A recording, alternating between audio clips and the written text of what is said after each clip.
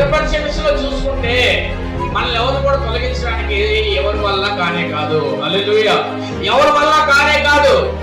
నీ ఉద్యోగంలో ఎవరు తొలగించలేరు, నీ ఆశీర్వాదాలు ఎవరు తొలగించలేరు, నువ్వు చేసే పనులు తొలగించలేరు, ఏమైనా కంపెనీలో ఉంటే దాంట్లో ఎవరు తొలగించలేరు, ఏమైనా గవర్నమెంట్ జాబ్ దానితో ఎవరు తొలగించలేరు, ఏదైనా చదువులో ఉన్నప్పుడు దానిలో ఎవరు తొలగించలేరు, ఏమైనా స్పోర్ట్స్ లోనా జాయిన్ అయినప్పుడు సాధించి ఆ యొక్క ట్రైనింగ్ తీసుకున్నప్పుడు ఏదో చేద్దాం అన్నప్పుడు దాని నుంచి ఎవరు కూడా తొలగించరు.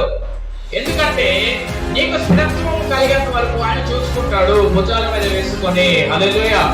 ఆ స్థిరత్వం నువ్వు సంపాదించుకోవడానికి ఎంతో కష్టపడచ్చు. ఆ స్థిరత్వం కోసం నువ్వు ఎంతో నానా బాధలు పడవచ్చు. నీ స్టాండర్డ్ గురించి నువ్వు ఎన్నో ప్రాజెక్టులు, ఎన్నో ప్లానింగ్లు చేసుకోవచ్చు. అవన్నీ కూడా నీ వల్ల కాకపోవచ్చు. అదే దేవుడికి చెప్తే నీ స్థిరత్వం నీ వల్ల కానప్పుడు నీ స్థిరత్వం ఆయన వల్ల అవుతుంది. హల్లెలూయా.